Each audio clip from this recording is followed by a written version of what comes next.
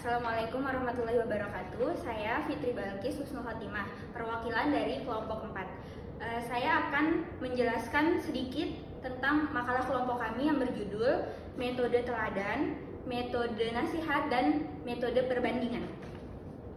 Metode teladan adalah metode dalam pendidikan Islam dengan cara seorang pendidik memberikan contoh yang baik atau memberikan teladan yang baik terhadap peserta didiknya.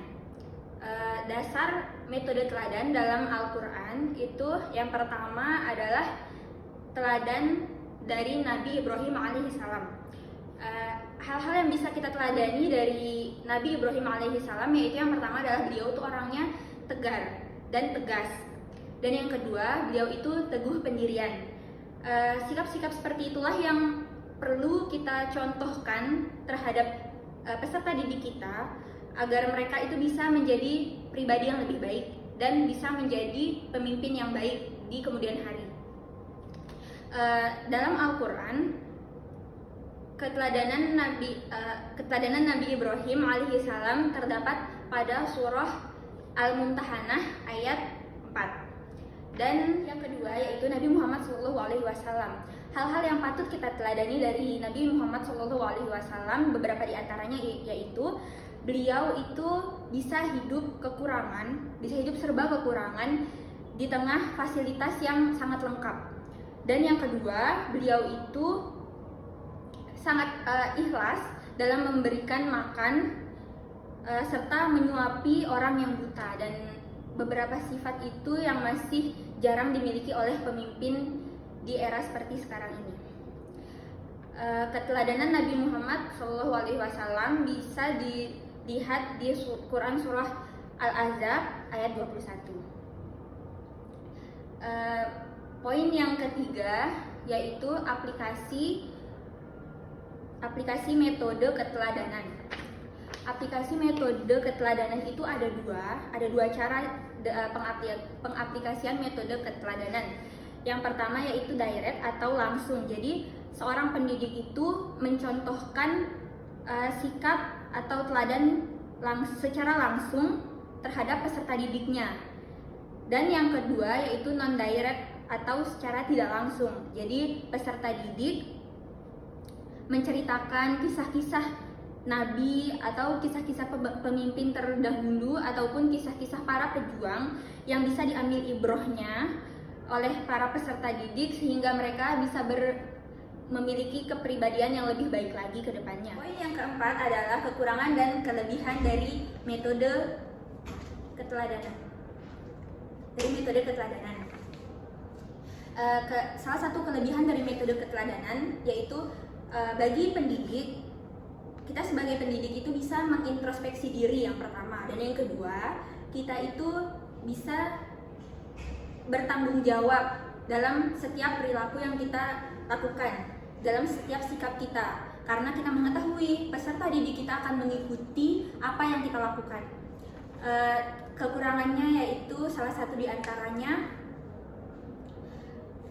semua hal yang kita lakukan baik itu buruk maupun hal-hal baik itu akan ditiru oleh peserta didik.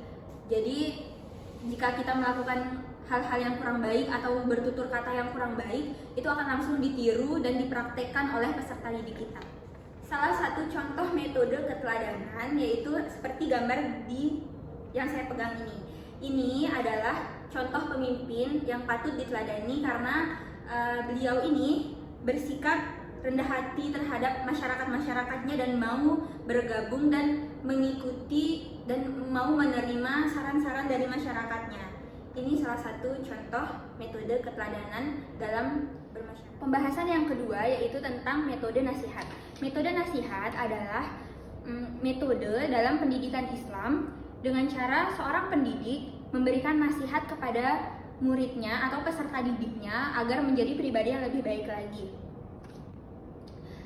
Dasar metode nasihat di dalam Al-Quran yaitu terdapat pada surah Al-A'raf ayat 68. Yang ketiga yaitu aplikasi metode nasihat. Di lingkungan sekolah, jika ada peserta didik, siswa maupun siswi yang bermasalah, maka pihak sekolah bersama dengan guru BK atau guru bimbingan konseling itu akan membantu menyelesaikan masalah. Ada 3 pelanggaran yang terjadi di lingkungan sekolah. Yang pertama yaitu pelanggaran berat, yang kedua pelanggaran sedang, dan yang ketiga adalah pelanggaran ringan.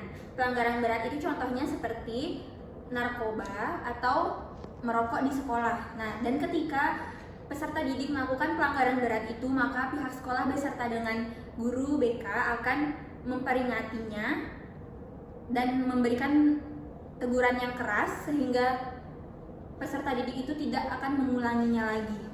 Dan pelanggaran yang kedua yaitu pelanggaran sedang, contohnya seperti bolos sekolah. Ketika ada peserta didik yang bolos sekolah, maka guru BK dan pihak sekolah akan memberikan hukuman yang setimpal untuknya. Dan yang ketiga, pelanggaran ringan. Pelanggaran ringan itu seperti contohnya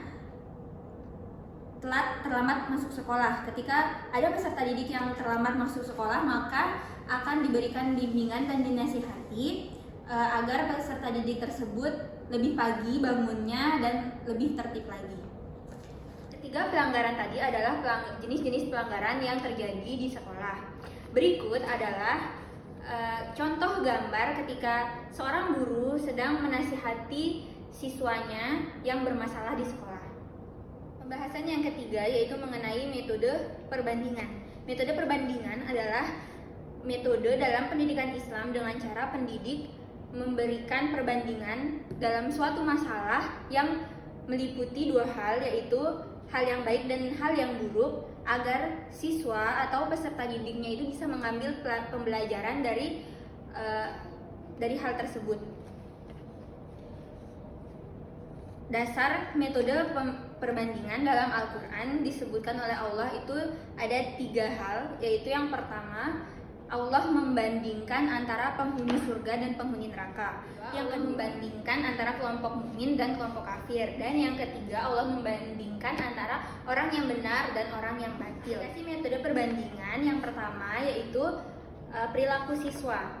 Perilaku siswa di sekolah itu ada 2 model siswa, yaitu siswa yang cenderung berprestasi rendah dan ada siswa yang cenderung berprestasi tinggi. Siswa yang cenderung berprestasi rendah yaitu biasanya siswa yang pemalas, malas membaca, malas belajar, dan kurang dorongan dari orang tua, kurang mendapatkan perhatian dari orang tuanya.